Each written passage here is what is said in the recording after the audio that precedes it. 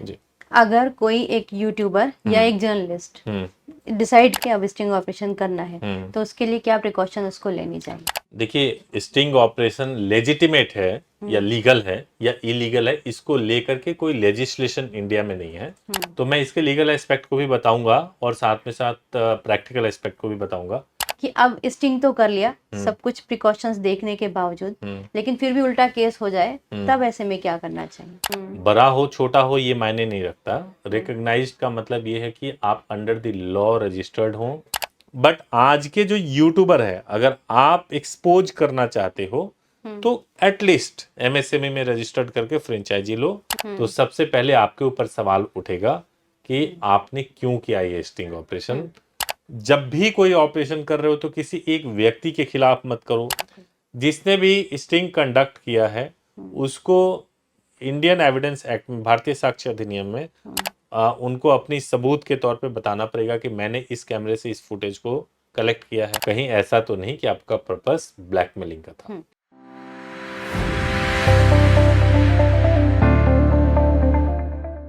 नमस्कार, lead India publishers association में आपका बहुत बहुत स्वागत है। मैं हूं डॉक्टर तरुणा एस गौड़।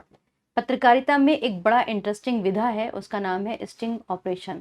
उसको करने के क्या तरीके होते हैं, उसके क्या लीगल एस्पेक्ट्स होते हैं, इन सब पे बात करने के लिए हमारे साथ हैं लीड इंडिया के फाउंडर और सुप्रीम कोर्ट के एडवोकेट श्री सुभाष सिंह सर। नमस्कार सर, आपका बहुत बहुत जी नमस्कार जी। ये बहुत ही मोस्ट अवेटिंग टॉपिक है हमारा। जी जी जी। स्टिंग ऑपरेशन पे मैं बहुत समय से चाह रही थी कि बात करें। भारत में स्टिंग ऑपरेशन के विषय में थोड़ा सा बताइए कि अब ये लीगल है या इलीगल है? देखिए, स्टिंग ऑपरेशन लेजिटिमेट है या लीगल है या इलीगल है, इसको लेकर के कोई लेजिस्लेशन इंडिया में नहीं है। कोई कानून नहीं बना हुआ है ना। तो स्टिंग ऑपरेशन को लेकर के बहुत सारे क्रिटिसिज्म भी होते हैं कि ये प्राइवेसी के अंदर जाने वाली बात है, आप किसी के प्राइवेसी को एक्सपोज कर रहे हो, और बहुत क्रिटिसाइज भी किया जाता है। तो मैं इसके लीगल एस्पेक्ट को भी बताऊंगा और साथ में साथ प्रैक्टिकल एस्पेक्ट को भी बताऊंगा। तो कोई कानून नहीं है कि स्टिंग ऑपरेशन करें या ना करें, और उसकी कोई कानूनी बाध्यता भी नहीं है। बट केरला हाईकोर्ट ने अपने एक आदेश में कहा था कि अगर आप sting operation recognised media house के द्वारा किया जाता है, रिकॉग्नाइज्ड मीडिया हाउस बहुत इंपॉर्टेंट है, के द्वारा किया जाता है, तो वो स्टिंग ऑपरेशन बिल्कुल सही है, कानून के मुताबिक सही है, कोई दिक्कत नहीं है। बट वो पब्लिक इंटरेस्ट में होना चाहिए और पब्लिक इंटरेस्ट में ही कंडक्ट किया जाना चाहिए। मैं यही जानना चाह रही थी कि क्योंकि अभी तो डिजिटल मीडिया भी बहुत प्रोमिनेंटली काम कर रहा है एज ए जर्नलिस्ट, हालांकि वो रिकॉग्नाइज नहीं है। तो अगर उसके भी जर्नलिस्ट हो या फिर वो यूट्यूब चैनल से जुड़े हों, वो करेंगे तो उनके साथ में क्या लीगल एस्पेक्ट्स आ सकते हैं? देखिए, अगर यूट्यूबर हैं, यूट्यूब चलाते हैं, तो रिकॉग्नाइज्ड संस्था किसको कहते हैं? बड़ा हो छोटा हो ये मायने नहीं रखता। रिकॉग्नाइज्ड का मतलब ये है कि आप अंडर द लॉ रजिस्टर्ड हो और अंडर द लॉ आप काम कर रहे हो, आपका लीगली एक आइडेंटिटी हो। मतलब ये हो गया कि जितने भी यूट्यूब पे रिपोर्टर्स हैं, जर्नलिस्ट हैं, उन सभी लोगों के लिए ये है कि अगर आप केवल एक यूट्यूब चैनल चला करके आप स्टिंग ऑपरेशन करेंगे तो लीगल आइडेंटिटी पे डेफिनेटली सवाल उठेगा और उससे आपको समस्या होगी। तो उससे बचने का तरीका ये है कि आप प्रॉपर वे में जाए। आपने कई अनेक वीडियोस बनाए हैं और उसमें बताया है कि लीगली आप कैसे यूट्यूब से आप अपने करियर को शुरू कर सकते हैं एज ए मीडिया पर्सन, जिसमें आप अपने ब्रांड नेम के साथ में एमएसएमई रजिस्ट्रेशन करा लें और उसके बाद से फ्रेंचाइजी वगैरह लेकर के आप स्टार्ट कर सकते हैं। अगर आप सक्षम हैं और पैसे इन्वेस्ट कर सकते हैं तो आप आरएनआई भी कर सकते हैं या सैटेलाइट चैनल भी बना सकते हैं। जैसी आपकी क्षमता है उसके हिसाब से आप शुरुआत कर सकते हैं। तो ये रिकॉग्नाइज होते हैं। अगर आप रिकॉग्नाइज्ड नहीं हो और फिर आप स्टिंग ऑपरेशन कंडक्ट करोगे तो सबसे पहले आपके ऊपर सवाल उठेगा कि आपने क्यों किया ये स्टिंग ऑपरेशन। कहीं ऐसा तो नहीं कि आपका पर्पस ब्लैकमेलिंग का था। तो बेसिकली जो स्टिंग ऑपरेशन है भारत के अंदर वो काफी है तो पॉपुलर, लेकिन इसको करने में बड़े जोखिम है। तो फिर भी प्रैक्टिकली मुझे बहुत अच्छे से याद है, आपने खुद एक स्टिंग ऑपरेशन को कंडक्ट किया था। जी जी। दिल्ली की ब्लू लाइन बसों के ऊपर था वो। तो आपने उस वक्त क्या प्रिकॉशन ली, प्रैक्टिकलिटी क्या थी, क्या चीजें आपके सामने देखिए वो आई? बहुत फेमस था स्टिंग ऑपरेशन जिसकी बात आप कर रही हैं, जिसमें हम लोगों ने एक्सपोज किया था, उस स्टिंग में आप भी शामिल थे।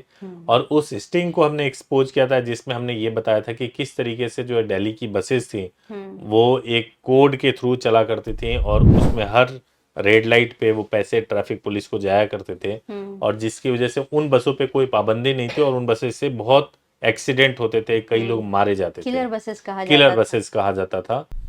तो अब वो उन बसेस पे स्टिंग ऑपरेशन हुआ, जी न्यूज पे एयर हुआ वो, और उसके बाद से वो बसें बंद हो गई। उसके बाद से ब्लू लाइन हटा दी गई और फिर नए तरीके के बसें पूरे सिस्टम को जो है हटा दिया गया। तो क्योंकि वो पब्लिक इंटरेस्ट में था, वो किसी एक व्यक्ति के खिलाफ नहीं था, उसमें कई लोगों के स्टेम थे, कई बस ड्राइवर के थे, कई पुलिस वालों के थे, कई बस मालिकों के स्टिंग ऑपरेशंस थे। तो पब्लिक इंटरेस्ट साफ उसमें दिख रहा था। हालांकि उसमें भी मैं बताऊं कि आपको विजिलेंस का केस हुआ था, उसमें हमें एज ए विटनेस बुलाया गया था, हमसे सवाल हुए थे हमने क्यों ये ऑपरेशंस किए हैं, स्टिंग ऑपरेशंस। तो बाद में आप देखोगे कि एक दौर था 2005 और 6 में जब बहुत ज्यादा स्टिंग ऑपरेशंस हुआ करते थे, लेकिन बाद में काफी कम हो गए, क्योंकि जो भी व्यक्ति स्टिंग ऑपरेशंस करते हैं उस पे जब जांच बैठेगी तो आपको भी एक पार्टी के तौर पे शामिल किया जाएगा, जिसमें लीगल प्रोसीडिंग्स में आपको भी शामिल होना होगा। तो इससे बचने के लिए कई लोगों ने स्टिंग ऑपरेशंस कम कर दिए। तो ये तो एक स्टोरी है। बट आज के जो यूट्यूबर है, अगर आप एक्सपोज करना चाहते हो तो एटलीस्ट एमएसएमई में रजिस्टर्ड करके फ्रेंचाइजी लो, और उसके बाद आप अगर करोगे तो आपके रिकॉग्निशन पे, आपके आइडेंटिटी पे कोई सवाल नहीं उठेगा। जब भी कोई ऑपरेशन कर रहे हो तो किसी एक व्यक्ति के खिलाफ मत करो। जैसे एक व्यक्ति के खिलाफ स्टिंग ऑपरेशन क्या होता है, मान लीजिए कोई स्कूल के शिक्षक हैं ठीक। और उनका किसी के साथ में एक्स्ट्रा मैरिटल अफेयर है, कोई टीचर है, करेक्ट। अब एक्स्ट्रा मैरिटल अफेयर है, ठीक है, और उसको अगर आप स्टिंग ऑपरेशन करोगे कि भाई आपके एक्स्ट्रा मैरिटल अफेयर को हम एक्सपोज कर रहे हैं, तो ये प्राइवेट मैटर हो गया। अगर आप ऐसा करोगे तो फिर ये बिल्कुल गलत हो गया। बट वहीं पे अगर किसी स्कूल में मिड डे मील में जो भोजन परोसा जाता है उसमें बहुत खामियां है, उसको लेकर के प्रिंसिपल्स जो है करप्शन कर रहे हैं, यानी कि वो जो सामान मंगाया जाना चाहिए, जितने पैसे में मंगाना चाहिए, जिस क्वालिटी के मंगाने चाहिए, उसकी जगह पे वो क्वालिटी को कॉम्प्रोमाइज कर रहे हैं, और उसको आप स्टिंग ऑपरेशन के थ्रू पकड़ने की कोशिश करते हो, तो इसको पब्लिक इंटरेस्ट में बोला जाएगा और उसमें कोई दिक्कत नहीं होगी। ये तो स्टिंग ऑपरेशन है, बहुत जोखिम है। इसका दायरा जो है मतलब निजी पे नहीं कर सकते, ये बात तो क्लियर हो गई।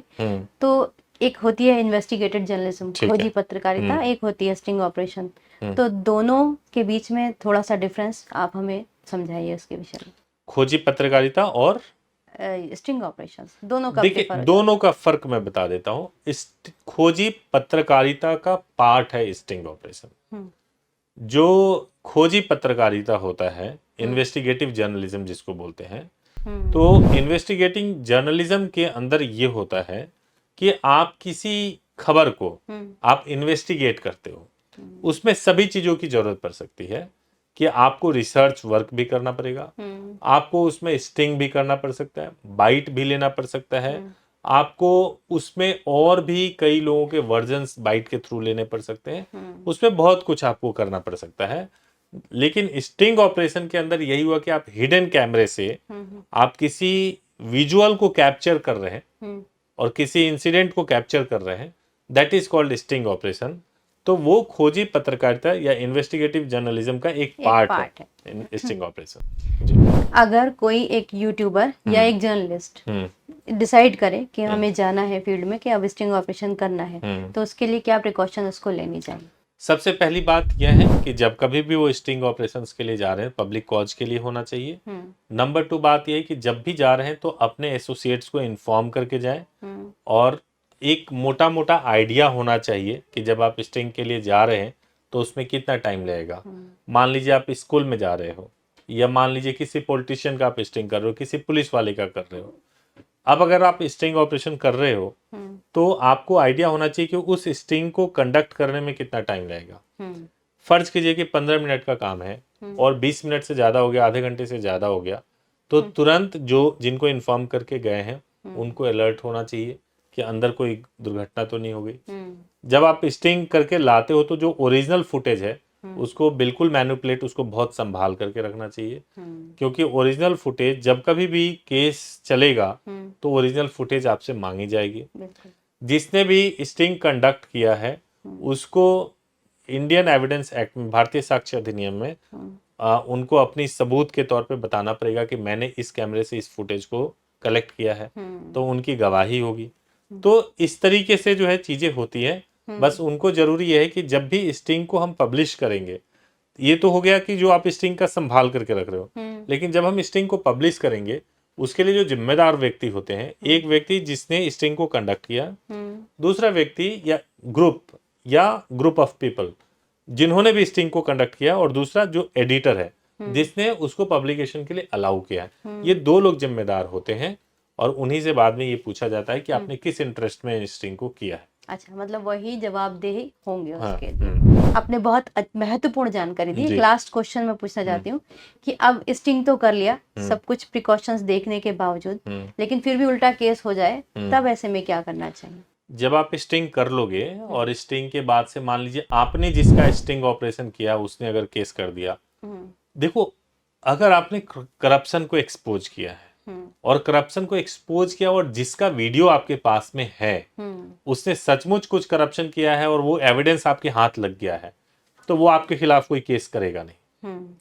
लेकिन आप स्टिंग भी कर रहे हो और ब्लैकमेल भी कर रहे हो, वो गलत है। तो जैसे उसका वीकनेस आपके पास में, उसके करप्शन का वीडियो आपके पास में है, वैसे ही आपके ब्लैकमेलिंग का वीडियो या ऑडियो उसके पास हो सकता है।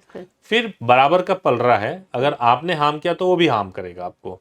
तो इसलिए अगर आप स्टिंग कर रहे हो तो एक चीज तो दिमाग में बैठा लो, आपकी नीयत पूरी तरह से सही होनी चाहिए, साफ होनी चाहिए, और वो पब्लिक इंटरेस्ट में ही होना चाहिए।